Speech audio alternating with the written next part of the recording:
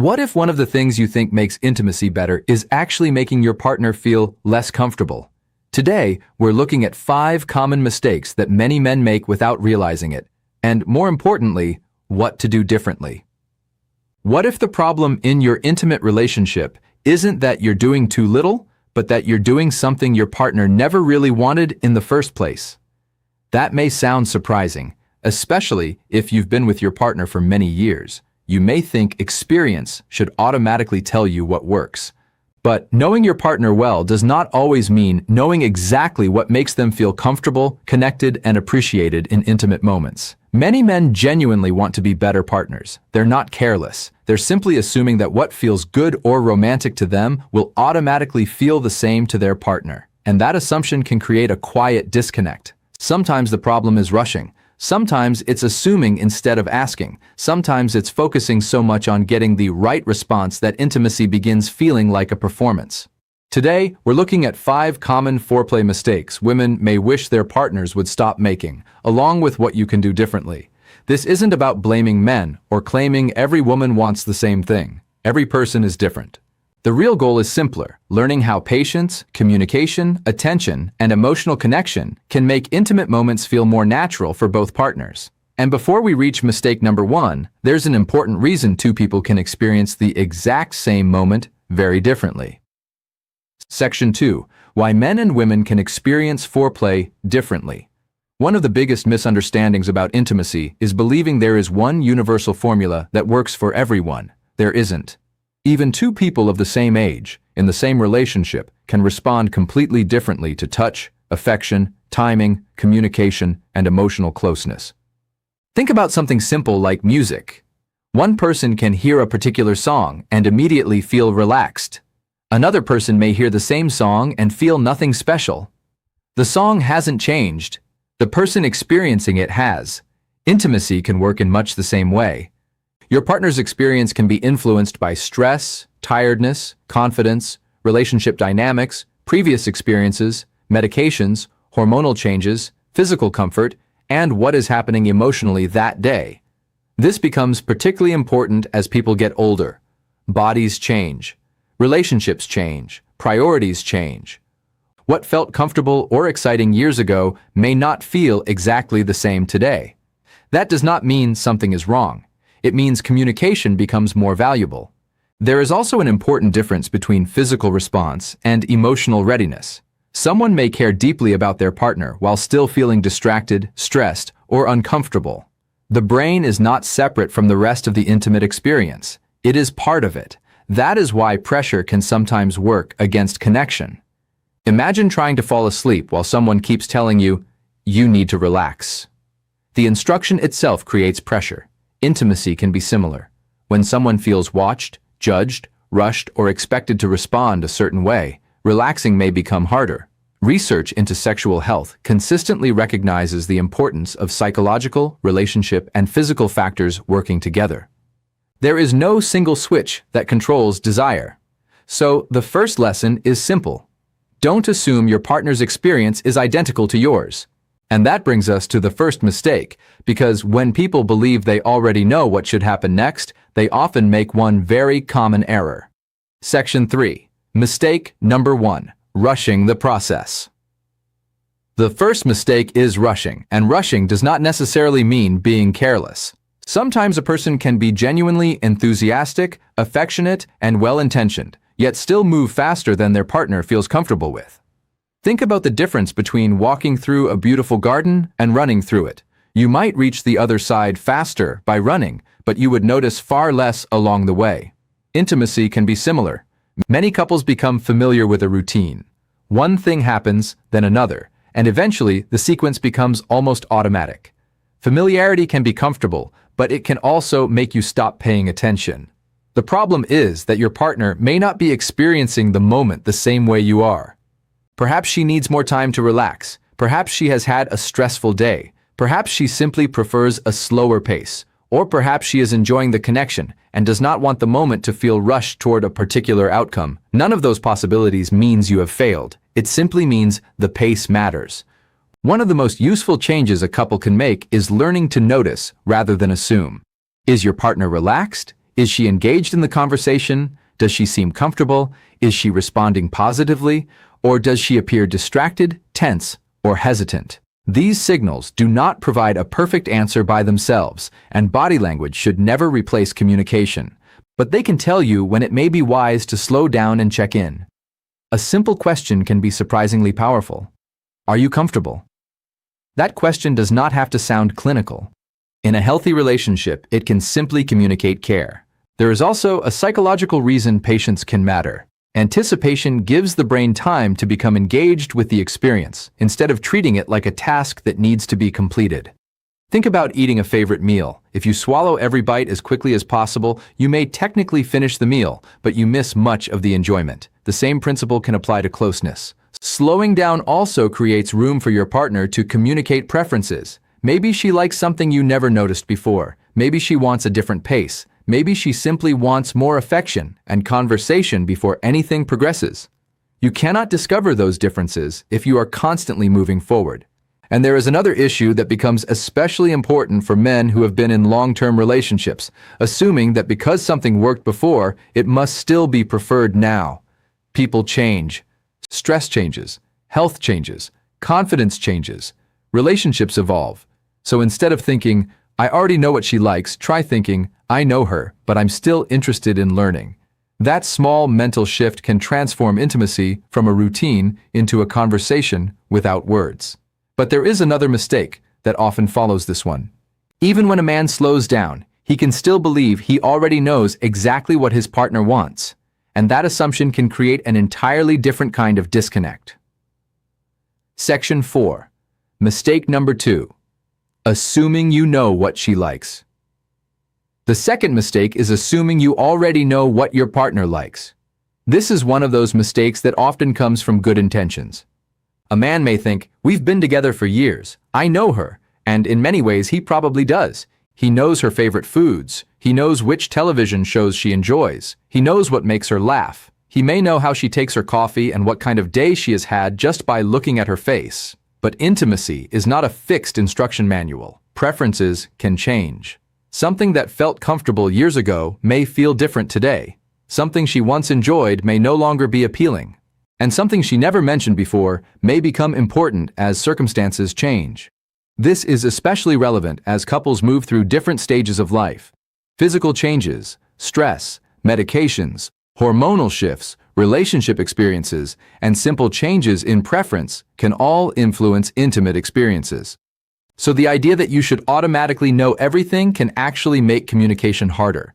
A better approach is curiosity. Imagine visiting a place you love with a close friend. You may know the neighborhood, but you still ask where they would like to eat. You do not say, I know you, so I will decide everything. The same principle applies to intimacy. Asking does not have to destroy romance. It can be simple. Is this comfortable? Do you like this? Would you prefer that I slow down? These questions communicate something deeper than information. They say, your experience matters to me. That can create emotional safety, which is important because people are more likely to communicate honestly when they believe their preferences will be respected rather than criticized. There is another common problem here. Sometimes a partner gives feedback and the other person becomes defensive. Maybe she says, I would rather you slow down. If the response is, but I thought you liked it this way, the conversation immediately becomes an argument about who is correct. But there is no prize for winning that argument. The better response is curiosity. Okay, tell me what feels better. That response changes the entire tone. Instead of defending your past behavior, you are learning about the person in front of you today. And remember, communication does not have to happen only in the middle of an intimate moment. For some couples, discussing preferences during a relaxed conversation is easier. There is less pressure, fewer expectations, and more time to explain. That can be particularly helpful for couples who have been together for decades but rarely discuss intimacy directly. There is also an important myth to remove here. Good communication does not mean asking constant questions. You do not need to turn intimacy into an interview. The goal is balance. Pay attention. Listen. Ask when you are uncertain. Then respond to the answer. That is much more useful than memorizing a supposed universal technique from the internet. Because the truth is, your partner is the expert on her own experience. You can bring care, patience, attention, and affection.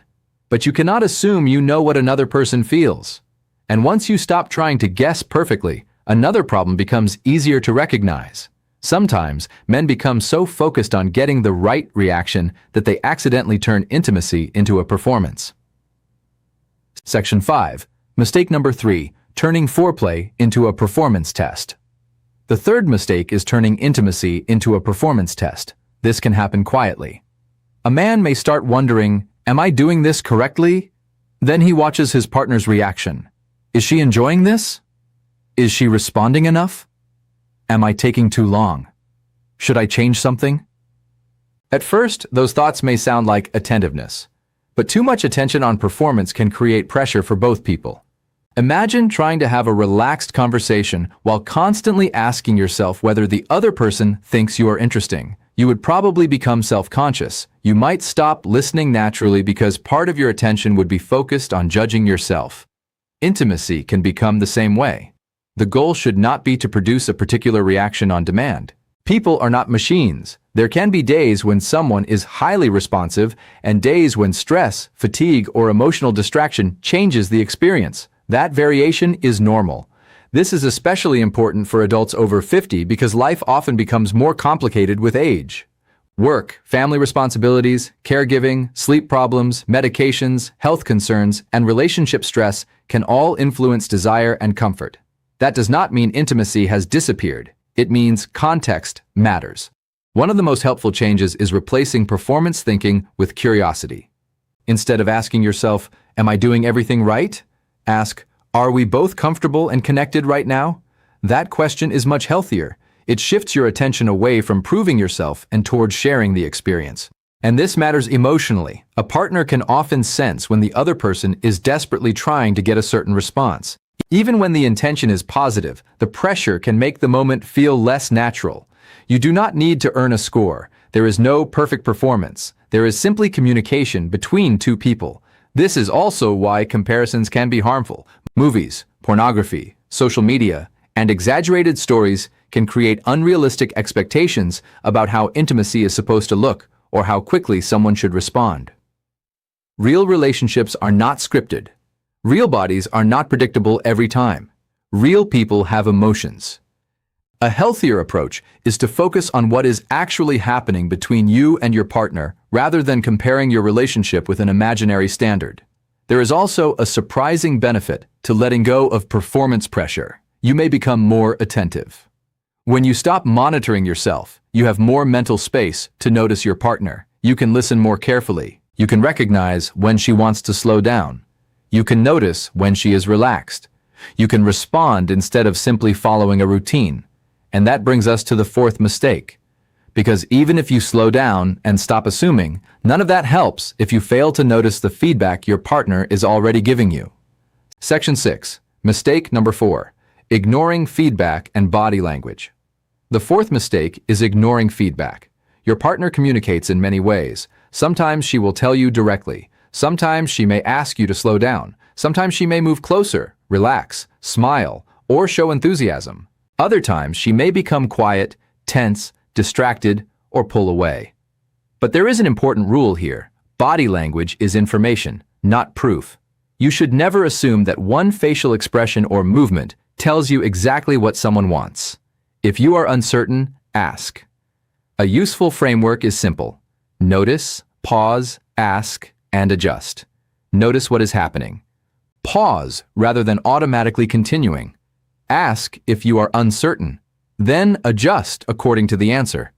This approach is especially important when someone seems hesitant. Silence should never automatically be interpreted as agreement. Healthy intimacy requires mutual participation and respect, and feedback should not be treated as criticism. If your partner says, "I prefer this," that is useful information. It is not an insult. In fact, it can be a sign that she trusts you enough to communicate honestly. The strongest relationships are not necessarily those where partners never make mistakes. They are often the relationships where both people can say what they need without fear of being mocked, ignored, or punished emotionally. That creates trust, and trust changes everything. Because when someone feels safe communicating, you no longer have to guess as much. but there is still one deeper mistake that can undermine even excellent communication. It happens when couples focus so heavily on physical technique that they forget the emotional connection surrounding it. Section 7. Mistake number 5. Forgetting the emotional connection. The fifth mistake is forgetting that intimacy does not begin only when physical contact begins. For many couples, connection is built throughout the entire day. A kind conversation, a thoughtful message, helping with something stressful, showing affection, listening without immediately trying to solve every problem.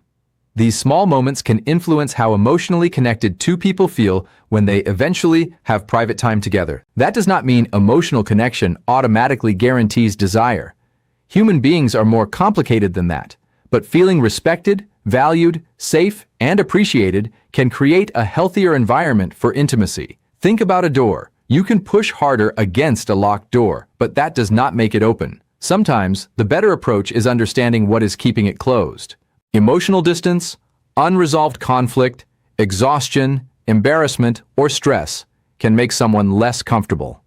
The solution is not necessarily more physical effort.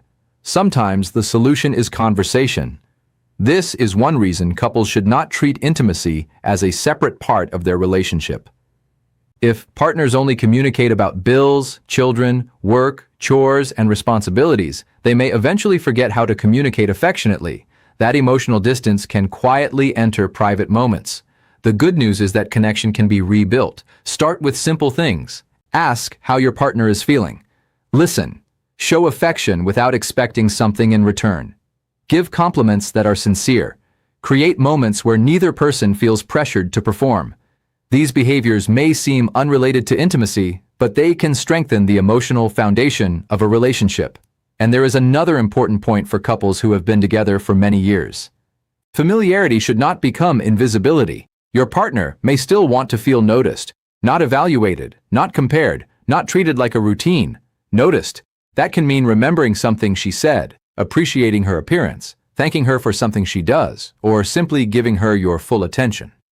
These actions are small, but relationships are often built from small actions repeated consistently. So when you put the 5 mistakes together, the deeper message becomes clear. Better intimacy is not about discovering one secret technique. It is about becoming more attentive to the person you are with.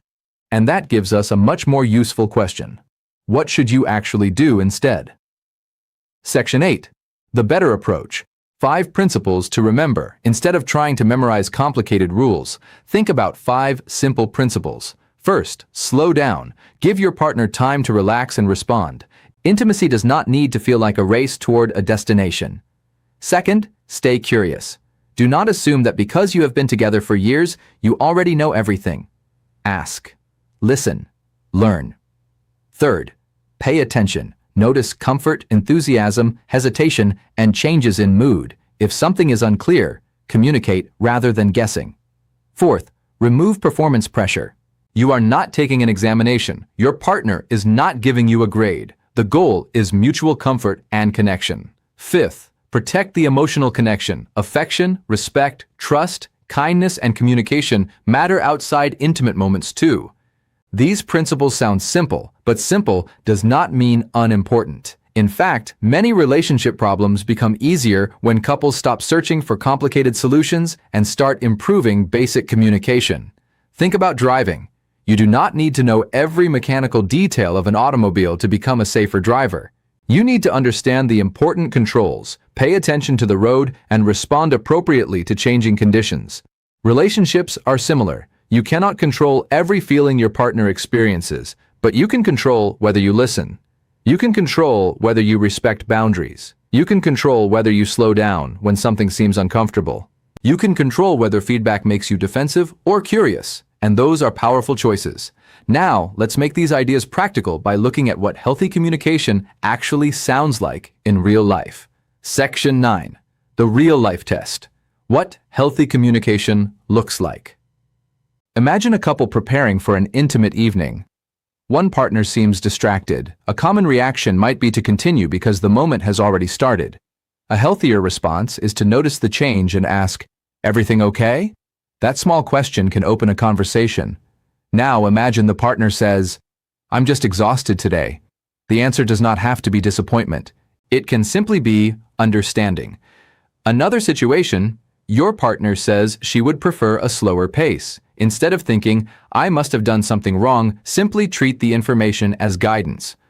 Of course, that response communicates respect. Or perhaps she tells you that something feels particularly comfortable.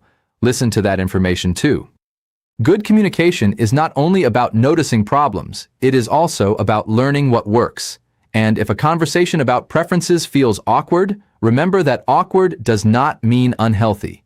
Sometimes the most meaningful conversations feel uncomfortable at first because couples are discussing something they have avoided for years. You do not need perfect words. You need honesty, patience, and respect. The goal is not to become a mind reader. The goal is to become a better listener. And once you understand that, several common myths begin to lose their power.